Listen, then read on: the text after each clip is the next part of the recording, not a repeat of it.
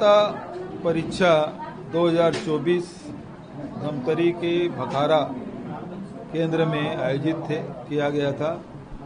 पूरे प्रदेश में हुआ, लेकिन धमतरी में जो घटना जो शिकायत आई है उसमें यह है कि 400 विद्यार्थी वहाँ बैठे थे, परीक्षार्थी बैठे थे, लेकिन वहाँ समय में वो परीक्षा नहीं दिला सके क्योंकि उनके पास क्वेश्चन पेपर नहीं था, OMR शीट नहीं थी।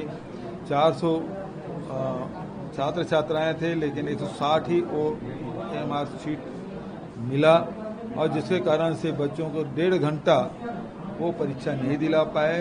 बच्चों ने मांग भी की कि हमें समय बढ़ा दिया जाए, लेकिन वो बढ़ाए नहीं। आखिर में 400 बच्चों का भविष्य अंधकार में है। जिस प्रकार से झज्जर में अभी नीट के एग्जाम में हुआ कि लेट हुआ, उसके कारण से बोनस अंक दिया गया जिसमें 67 बच्चों को 720 अंक मिले। हम वो बोनस अंक की बात नहीं कर रहे हैं, लेकिन ये है कि इन बच्चों के साथ न्याय हो। मैंने मुख्यमंत्री को पत्र लिखा है कि इन बच्चों को फिर से एग्जाम देने का मौका मिलना चाहिए, नंबर 1। नंबर 2, जिसके लापरवाही से इन बच्चों के भविष्य के साथ खिलवाड़ हुआ, 1.5 घंटा विलम्ब से OMR शीट मिली, उनके खिलाफ सख्त कार्रवाई होनी चाहिए, जांच होनी चाहिए। सर, बलौदाबाजार घटना को लेकर उच्च न्यायालय के देखरेख में जांच करवाने की बात। देखिए, अभी जो लगातार शिकायतें मिल रही है वो निर्दोष लोगों की गिरफ्तार पुलिस कर रही, गांव-गांव घर-घर में जाके, जबकि भारतीय जनता पार्टी के जो नेता हैं उनके खिलाफ कोई कार्रवाई नहीं हो रही है। उनके जो समर्थक हैं या उनके गुप्त सहयोगी हैं उनके खिलाफ कोई कार्रवाई नहीं हो रही है। ऐसे में ये डिमांड हमारी है कि इसे न्यायालय के देख रेख में पुलिस जांच करे, हाई कोर्ट के जज के माध्यम से जांच हो, उसके देख रेख में कोर्ट मॉनिटर्ड ये जांच होनी चाहिए। और दूसरी बात एक सदस्यीय जो जांच कमेटी बनाई गई हाई कोर्ट के रिटायर्ड जज के अध्यक्षता में, हमारी समाज के लोगों की भी ये मांग है कि इसमें 2 सतनामी समाज के जज भी होना चाहिए ताकि वो जो रिपोर्ट आए उसमें भी निष्पक्षता हो। सर, स्पीकर को लेकर विपक्ष दोनों ने अपने प्रत्याशी केंद्र में खड़े किए हैं, इसको किस तरह देखते? ये मोदी जी की हठधर्मिता है, उसके कार्य करने की शैली है, किसी का सहयोग नहीं लेते।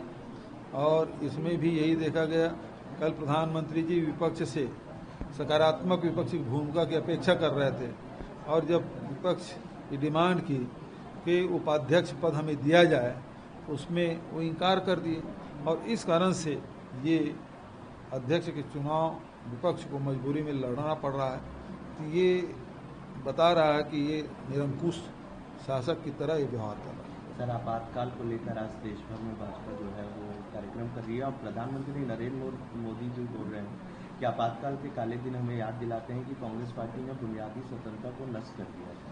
50 साल पहले इंदिरा जी ने जिन परिस्थितियों में लागू किया, पूरे देश इतिहास में सारी चीज़ें दर्ज है और उसके बारे में बहुत ज़्यादा विस्तार से मैं नहीं जाऊंगा, लेकिन इंदिरा जी में साहस थे, उन्होंने घोषित आपातकाल लगाया था और अभी 10 साल से देश में अघोषित आपातकाल लगा हुआ है। किसान शहीद हो रहे हैं, उसको कोई लेना देना नहीं सरकार को। मीडिया को बिल्कुल दबा कर रख दिया गया है। विपक्ष के लोग यदि सवाल करते हैं तो जेल भेज दिया जाता है। विभिन्न मामलों में ज़बरदस्ती फंसा दे रहे हैं। तो ये सारी बातें स्पष्ट कर रही है कि ये अघोषित आपातकाल बहुत खतरनाक है और यदि प्रजातंत्र में मोदी जी को विश्वास होता तो फिर कांग्रेस के जो बैंक खाते हैं उसे सीज नहीं करते।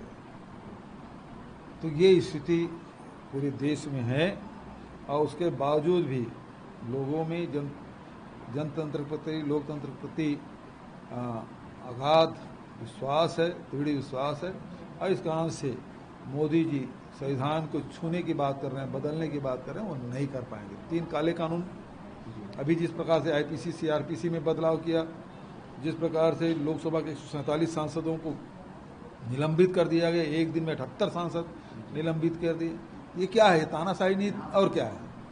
ये अघोषित जो तानाशाही चल रहा है खत्म होना चाहिए।